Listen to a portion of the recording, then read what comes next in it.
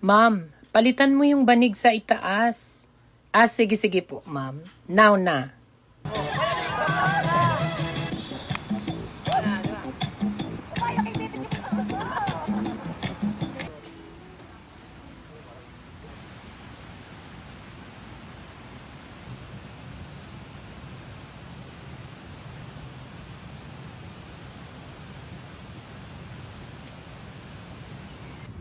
So, ayan, ngayon guys, tatanggalin na yung ating kesame na banig kasi yan, inaamag siya.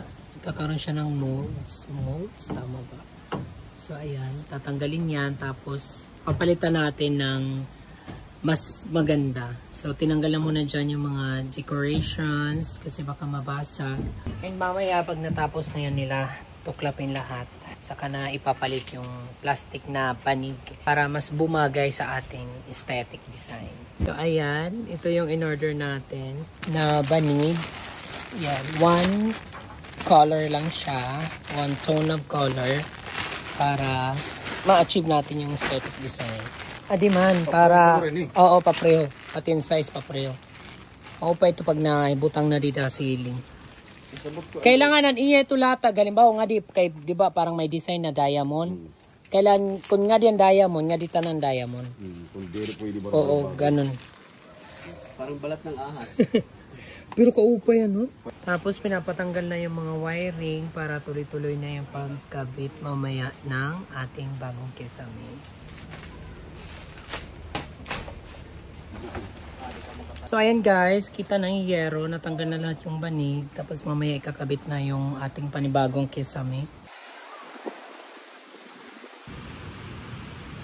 Hala ka guys, nilulusob na tayo guys. Ayan na sila guys. May in-order tayo guys na another cubic of river rocks. Kasi dito natin yan guys ilalagay. Kailangan mapuno dito ng river rocks. Para feel na feel ninyo talaga na nasa bakasyon kayo. Malabatis. Nabalik na ngayon yung mga lipit. Ayan. Yung mga bridging. Para mas lalong secure na yung ating ipinalit na plastic na banig. Ang ganda na guys. Sobrang aesthetic. Ang ganda. Bagay na siya.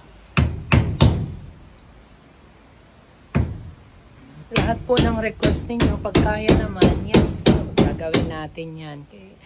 Gusto ko rin yan yung may mga nagsasuggest, nagre-request, at least tumutulong kayo for improvement. So, diba?